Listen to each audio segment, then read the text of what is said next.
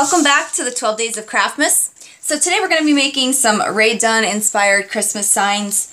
First thing I did is I went on Pinterest and picked out some of the phrases that I liked in the font. That way I'd have some choices. I think I'm going to go ahead and make a cocoa sign. I'm going to do some other ones of these, I think, for a craft fair I have coming up. I thought they'd be cool at making a reversible sign, like peace and joy on opposite sides. I figured holly and jolly would go well. But for today, I'm going to go ahead and make a little cocoa sign that I figure I can stick in my hot cocoa bar. So we're going to start this out in the basement. Let's go pick out some wood for our signs. Okay, so this is the wood that I picked out for this project. It's just really affordable wood that I found at Home Depot. This is called a common board. It's one of the cheaper ones they sell. And it's actually a 1x5 and it's 6 feet long. And then this here is just a 1x2 furring strip, so it's got kind of like a rustic feel. And I'm going to use this to frame the signs out. I'm going to stain it. So I have my little template down here with me. And I'm just going to go ahead and I'm going to start on the end of the wood that I like better.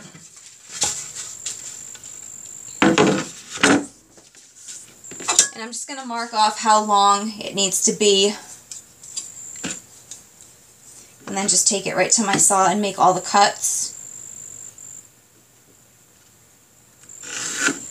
Just remember to cut a little bit outside of the line you make because the saw blade will eat some of it. So I'm going to go do that now. I'm going to turn this off so you guys don't have to listen to that, and I'll show you the next step. Now that the blocks are cut, I'm going to go ahead and just measure to frame this out. I'm not going to miter the corners because I want kind of a rustic look. I'm going to go and do the sides first because I want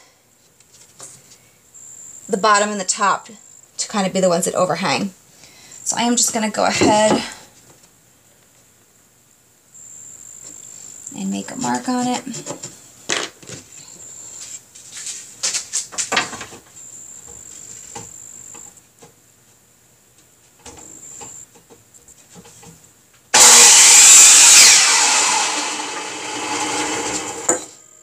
There's one side. We're going to do the same on the other.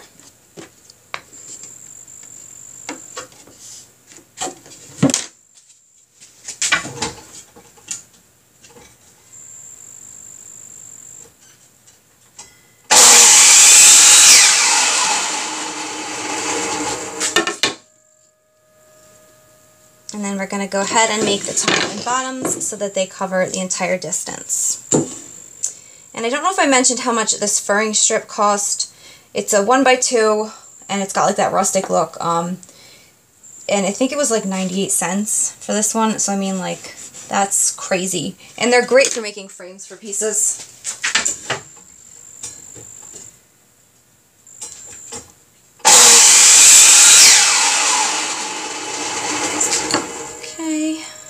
And then we got one more to do.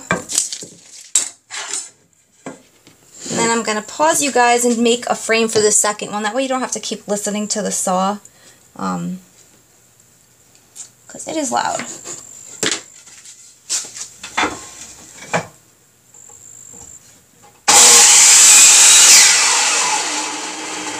So this is how it's going to look unassembled. You're going to have 5 pieces. I'm going to go ahead and do the same for that one, and then I'll come back and show you our next step.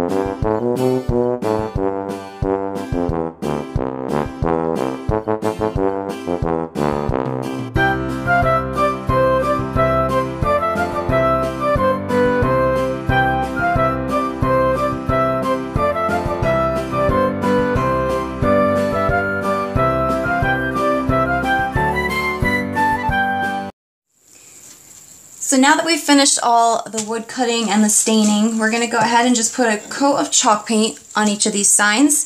I'm just going to use the Waverly from Walmart line. I love this line. I'm going to go ahead and use plaster. And this is a white with like a hint of cream. And I'm just going to put a little dab. I have just a plastic garbage bag laid out to work on. Nothing fancy, but I'm just going to go ahead and put a coat of chalk paint on each of these. And because you're going to have it framed, you don't need to worry about getting the sides 100%. I just wrap them a little bit. That way if there's any gaps, it's kind of concealed. And I set it up on top of an old Tupperware. That way it's easier to get to the edges. And I'm probably going to end up doing 2 coats. If you wanted it to be more like see-through, almost like a wash, you can see that one worked pretty good. But I'm going to go ahead and set this aside. We're going to coat that one. And the good thing about chalk paint is that it dries so fast. Within, I don't know, maybe 10 minutes, you're ready to go in and do the second coat. So we're going to go ahead and do that. Once I get the paint all finished and it's dry, I'm going to show you guys how I stencil it. It works easiest for me because it's the things that I have on hand. I didn't have to buy anything special.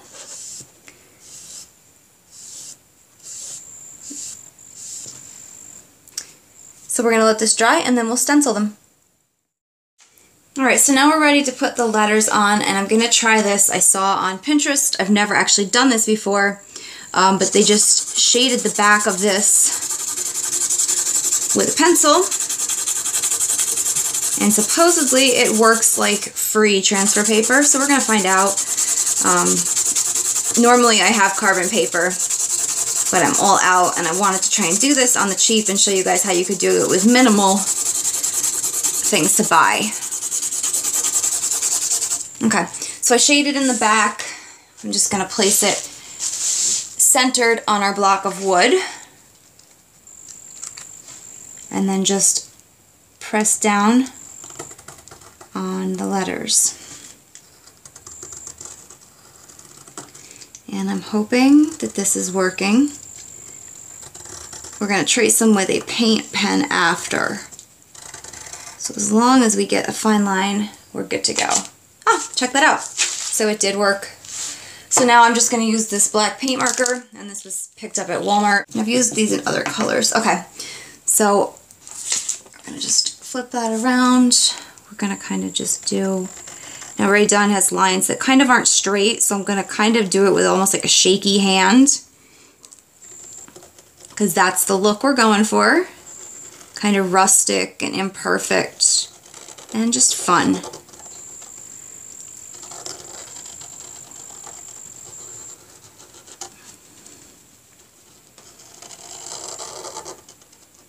And doing the letters backwards is kind of something I learned being a lefty. Otherwise, you end up with paint on your hands an awful lot. All right, we're going to go ahead and do the second one here.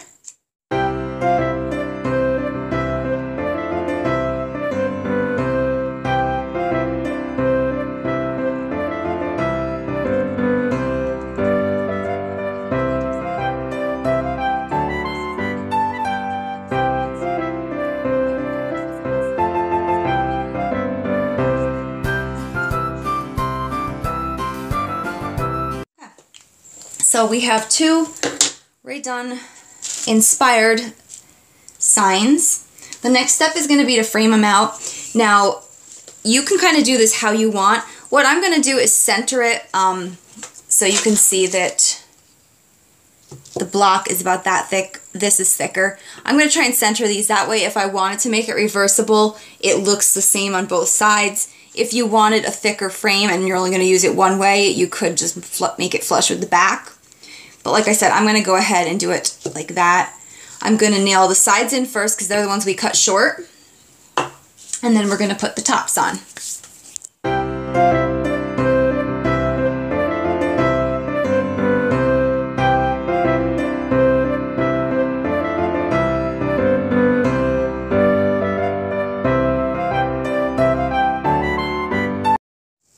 So here's the sign all finished.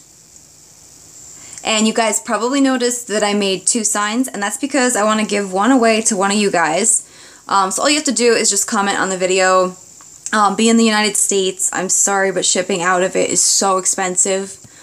And that's all. And oh, and like and subscribe. But so I hope you guys enjoyed watching this. Thank you for tuning in to my 12 Days of Craftmas. I'll see you in the next one.